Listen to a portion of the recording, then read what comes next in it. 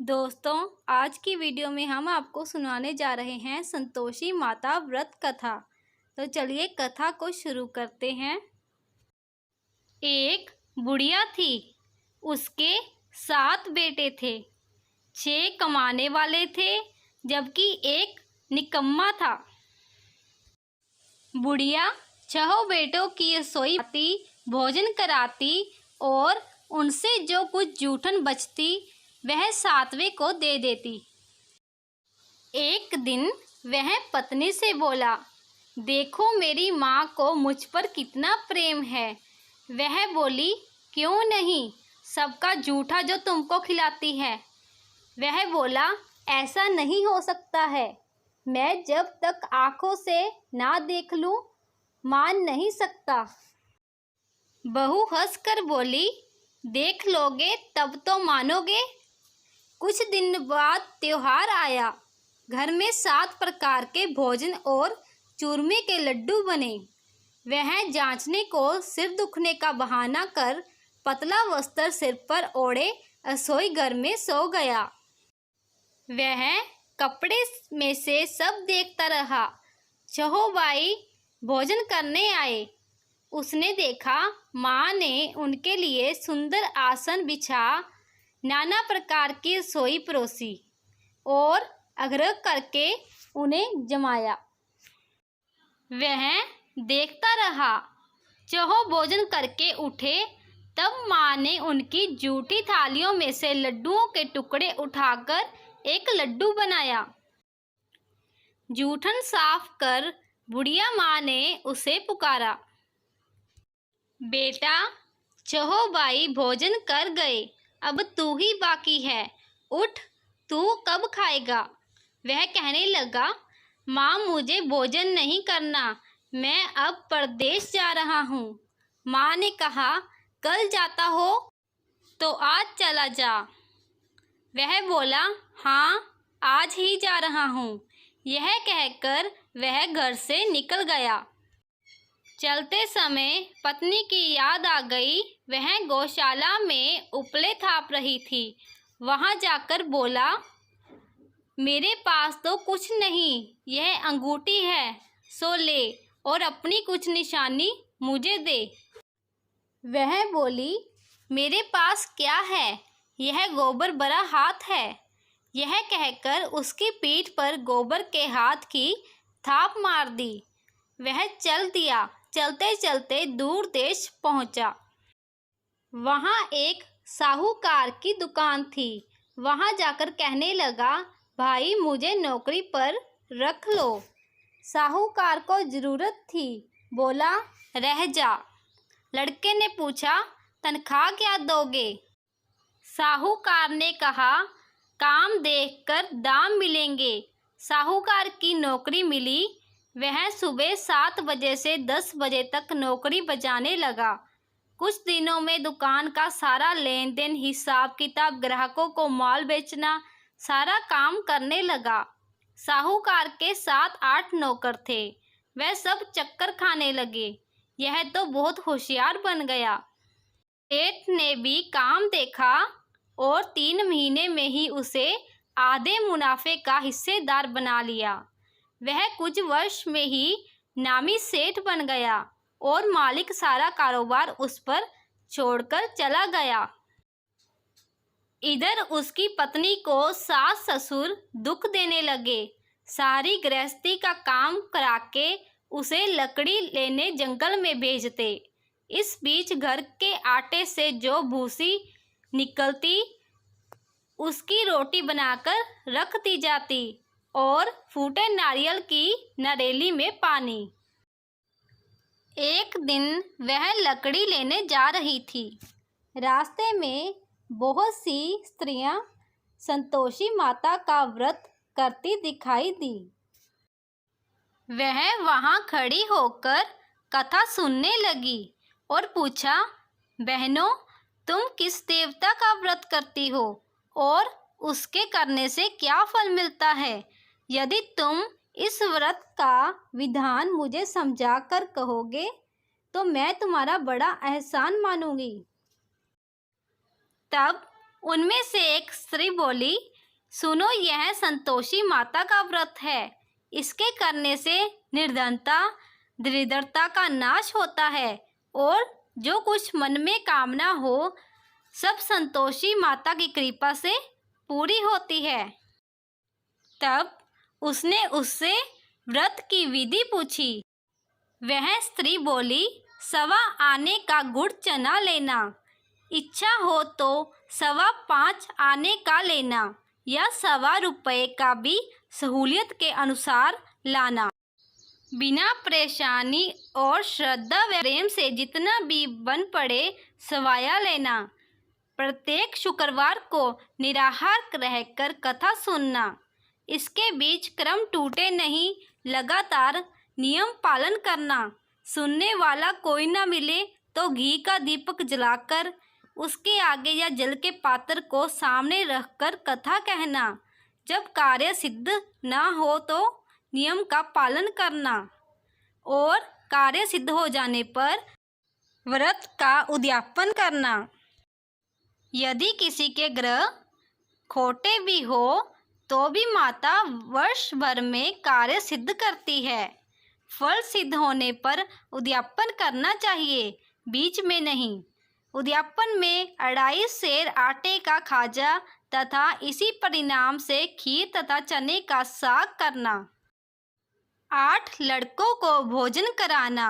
जहाँ तक मिले देवर, जेठ, भाई, बंधु के हो, ना मिले तो रिश्तेदारों और पास पड़ोसियों को बुलाना। उन्हें भोजन करा यथाशक्ति दक्षिणा दे माता का नियम पूरा करना। उस दिन घर में खटाई न खाना। यह सुन बुढ़िया के लड़के की बहू चल दी।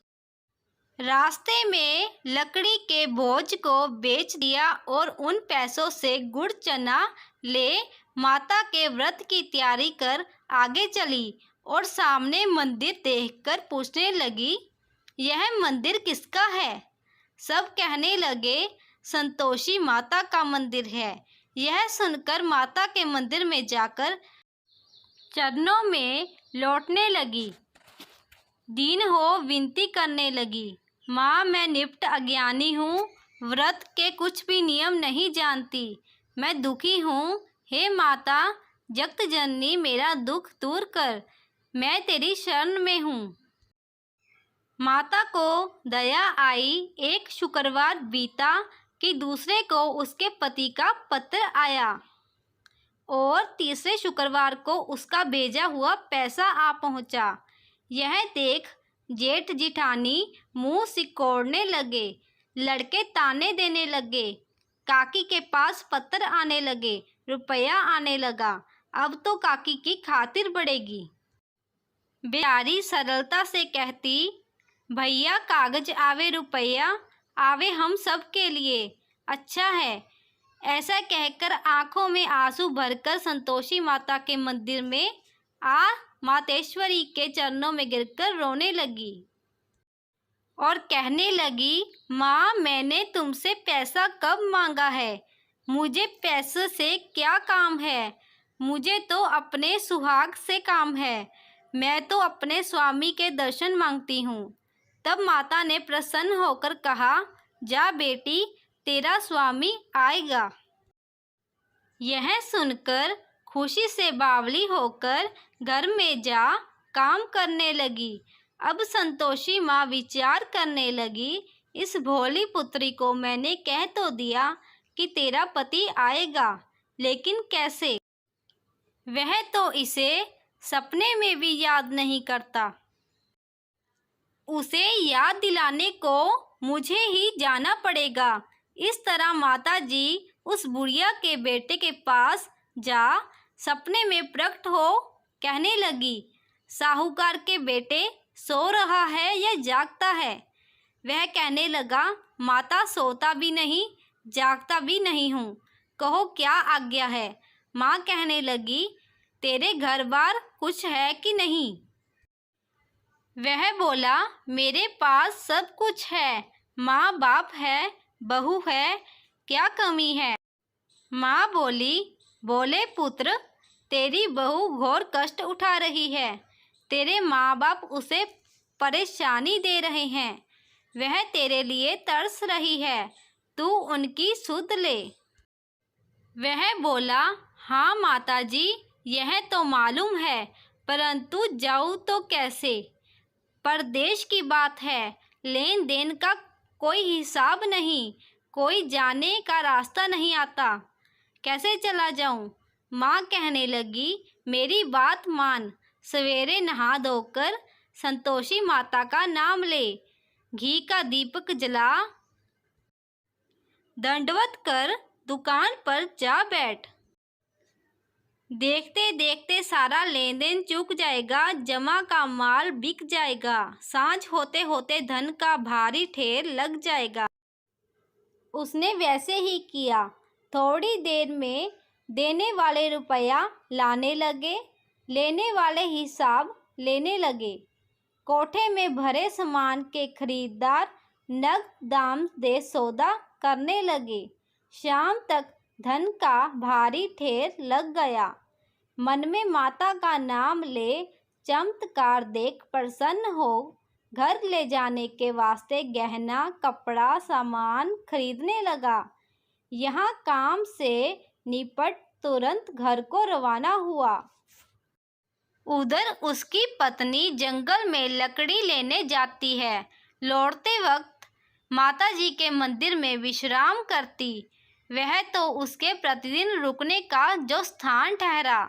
धूल उड़ती देख वह माता से पूछती है, हे माता, यह धूल कैसे उड़ रही है? माता कहती है, हे पुत्री, तेरा पति आ रहा है। अब तू ऐसा कर, लकड़ियों के 3 बोझ बना ले, एक नदी के किनारे रख और दूसरा मेरे मंदिर पर व तीसरा अपने सिर पर। तेरे पति को लकड़ियों का गट्ठर देख मोह पैदा होगा। वह यहाँ रुकेगा, नाश्ता पानी खाकर माँ से मिलने जाएगा। तब तू लकड़ियों का बोझ उठाकर जाना और चौक में गट्ठर डालकर जोर से आवाज़ लगाना, लो सासू जी, लकड़ियों का गट्ठर लो, भूसी की रोटी दो, नारियल के खेपड़े में पानी दो। आज मेहमान कौन आया है? माता जी से बहुत अच्छा कहकर वह प्रसन्न मन से लकड़ियों के 3 गट्ठर बनाई, एक नदी के किनारे पर और एक माता जी के मंदिर पर रखा। इतने में मुसाफिर आ पहुंचा। सूखी लकड़ी देखकर उसकी इच्छा उत्पन्न हुई कि हम यहीं पर विश्राम करें और भोजन बनाकर खा पीकर गाँव जाएं। इसी तरह रुककर भोजन बना विश्राम करके गाँव को गया। सबसे प्रेम से मिला। उसी समय सिर पर लकड़ी का गट्ठर लिए वह उतावली सी आती है। लकड़ियों का भारी बोझ आंगन में डालकर जोर से 3 आवाज़ देती है, लो सासू जी, लकड़ियों का गट्ठर लो, भूसी की रोटी दो, आज मेहमान कौन आया है? यह सुनकर उसकी सास बाहर आकर अपने दिए हुए कष्टों को भुलाने हेतु कहती है, बहू ऐसा क्यों कहती है? तेरा मालिक ही तो आया है। आ बैठ, मीठा भात खा, भोजन कर, कपड़े गहने पहन। उसकी आवाज़ सुन उसका पति बाहर आता है। अंगूठी देख व्याकुल हो जाता है। माँ से पूछता है, माँ यह कौन है? माँ बोली, बेटा यह तेरी बहू है। जब से तू गया है तब से सारे गांव में भटकती फिरती है, घर का काम काज कुछ करती नहीं, 4 पहर आकर खा जाती है। वह बोला, ठीक है माँ, मैंने इसे भी देखा और तुम्हें भी। अब दूसरे घर की ताली दो, उसमें रहूँगा। माँ बोली, ठीक है, जैसी तेरी मर्जी। तब वह दूसरे मकान की तीसरी मंजिल का कमरा खोल सारा सामान जमाया। एक दिन में राजा के महल जैसा ठाट बाट बन गया। अब क्या था, बहू सुख भोगने लगी। इतने में शुक्रवार आया। उसने पति से कहा, मुझे संतोषी माता के व्रत का उद्यापन करना है। पति बोला, खुशी से कर लो। वह उद्यापन की तैयारी करने लगी। जिठानी के लड़कों को भोजन के लिए कहने गई। उन्होंने मंजूर किया, परंतु पीछे से जिठानी ने अपने बच्चों को सिखाया, देखो भोजन के समय खटाई मांगना, जिससे उसका उद्यापन पूरा ना हो। लड़के आए, खीर खाना पेट भर खाया, परंतु बाद में खाते ही कहने लगे, हमें खटाई दो। खीर खाना हमको नहीं भाता। वह कहने लगी, भाई खटाई किसी को नहीं दी जाएगी, यह तो संतोषी माता का प्रसाद है। लड़के उठ खड़े हुए, बोले, पैसा लाओ। भोली बहू कुछ जानती नहीं थी, उन्हें पैसे दे दिए। लड़के उसी समय हट करके इमली खटाई ले खाने लगे। यह देखकर बहू पर माताजी ने कोप किया। राजा के दूत उसके पति को पकड़कर ले गए। जेठ जेठानी मन माने वचन कहने लगे, लूट लूट कर धन इकट्ठा कर लाया है। अब सब मालूम पड़ जाएगा जब जेल की मार खाएगा। बहू से यह सहन नहीं हुआ। रोती हुई माता जी के मंदिर गई। कहने लगी, हे माता, तुमने क्या किया? हंसाकर अब भक्तों को रुलाने लगी। माता बोली, बेटी, तूने उद्यापन करके मेरा व्रत भंग किया है। वह कहने लगी, माता, मैंने कुछ अपराध किया है? मैंने तो भूल से लड़कों को पैसे दे दिए थे, मुझे क्षमा करो। मैं फिर तुम्हारा अध्यापन करूंगी। माँ बोली, अब भूल मत करना। वह कहती है, अब भूल नहीं होगी। अब बतलाओ वे कैसे आवेंगे? माँ बोली, जा पुत्री, तेरा पति तुझे रास्ते में आता मिलेगा। वह निकली, राह में पति आता मिला। वह पूछी, कहाँ गए थे? वह कहने लगा, इतना धन जो कमाया है उसका टैक्स राजा ने मांगा था, वह भरने गया था। वह प्रसन्न हो बोली, भला हुआ, अब घर को चलो। कुछ दिन बाद फिर शुक्रवार आया। वह बोली, मुझे फिर माता का उद्यापन करना है। पति ने कहा, करो। बहू फिर जेठ के लड़कों को भोजन को कहने गई। जेठानी ने एक दो बातें सुनाई और सब लड़कों को सिखाने लगी, तुम सब लोग पहले ही खटाई मांगना। लड़के भोजन से पहले कहने लगे, हमें खीर नहीं खानी, हमारा जी बिगड़ता है, कुछ खटाई खाने को दो। वह बोली, खटाई किसी को नहीं लेगी, आना हो तो आओ। वह ब्राह्मण के लड़के लाकर भोजन कराने लगी। यथाशक्ति दक्षिणा की जगह एक एक फल उन्हें दिया। संतोषी माता प्रसन्न हुई। माता की कृपा होते ही 9वें मास में उसके चंद्रमा के समान सुंदर पुत्र प्राप्त हुआ। पुत्र को पाकर प्रतिदिन माता जी के मंदिर को जाने लगी। माँ ने सोचा, यह रोज आती है, आज क्यों ना इसके घर चलूं। यह विचार कर माता ने भयानक रूप बनाया। गुड़ चने से सना मुख, ऊपर सुंड के समान होंठ, उस पर मक्खियां भिन भिन कर रही थी। देहली पर पैर रखते ही उसकी सास चिल्लाई, देखो रे, कोई चुड़ैल डाकिन चली आ रही है, लड़कों इसे भगाओ, नहीं तो किसी को खा जाएगी। लड़के भागने लगे, चिल्लाकर खिड़की बंद करने लगे। बहू रोशनदान में से देख रही थी। प्रसन्नता से पगली बन चिल्लाने लगी, आज मेरी माताजी मेरे घर आई हैं। वह बच्चे को दूध पीने से हटाती है। इतने में सास का क्रोध फट पड़ा। वह बोली, क्या उतावली हुई है, बच्चे को पटक दिया। इतने में माँ के प्रताप से लड़के ही लड़के नजर आने लगे।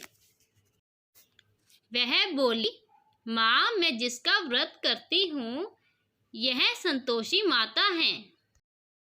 सबने माता जी के चरण पकड़ लिए और विनती कर कहने लगे, हे माता, हम मूर्ख हैं, अज्ञानी हैं, तुम्हारे व्रत की विधि हम नहीं जानते। व्रत भंग कर हमने बड़ा अपराध किया। जग माता, आप हमारा अपराध क्षमा करो। इस प्रकार माता प्रसन्न हुई। बहू को प्रसन्न हो, जैसा फल दिया वैसा माता सबको दे। जो पढ़े उसका मनोरथ पूर्ण हो। बोलो संतोषी माता की जय।